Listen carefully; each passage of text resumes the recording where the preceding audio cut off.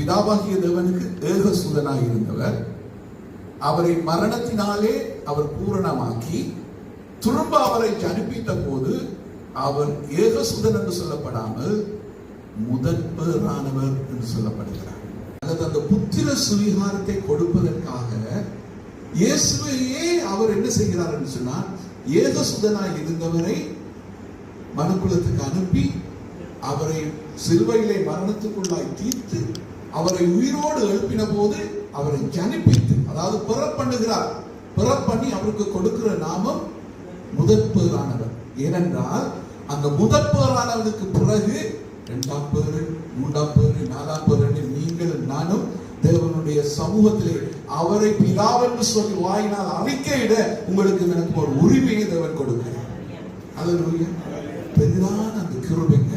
இயேசுவினுடைய ரத்தம் என்று சொல்லி உணர்ந்து நீங்கள் அதில் பங்கு கொண்டால் அதே ரத்தம் உங்களுக்குள்ளாய் ஓடுகிறது என்றால் உங்களுக்கு எனக்கு ஒரே பிதா. உணர்வு வருங்க. அந்த உணர்வு வந்து சொல்லிட்டு நீங்க கட்டில இட உங்களுடைய கரம் வைக்க வியாதிகள் ஓடும், பிசாசுகள் ஓடும். இந்த இடத்துல தேவன் இதை ஆரம்பித்ததின் நோக்கம் அநேகர் இந்த இடத்துல வந்து விடுதலை பெற்றுள்ளார். நீங்கள் இயேசுவின் நாமத்தை உச்சரித்து சொல்லுகிற ஒவ்வொரு காரியமும் பரத்திலே கேட்கப்பட்டு பதில் கொடுக்கப்படுகிற இடம். உங்களுடைய வெளிச்சம் மனுஷனுக்கு முன்பாக பிரகாசிக்க வேண்டும். அப்பொழுது புறஜாதி மக்கள் உங்களுடைய வெளிச்சத்தை கண்டு பரலோக பிதாவை மகிமைப்படுத்துவார்.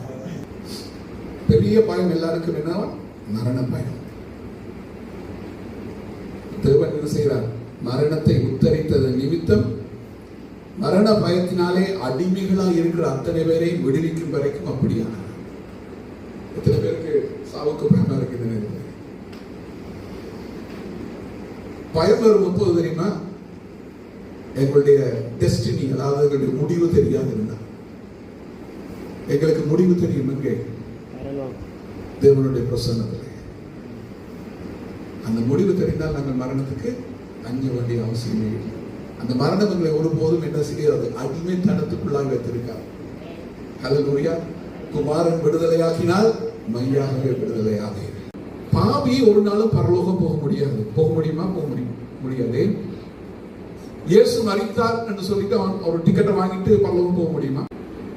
மனம் திரும்பி பாவ மன்னிப்பை பெற்றுக் கொண்டவனாய் அந்த பிதா கொடுக்கிற அந்த உரிமையை பெற்றுக் கொண்டால் மாத்திரமே பரலோகம் போக முடியும்.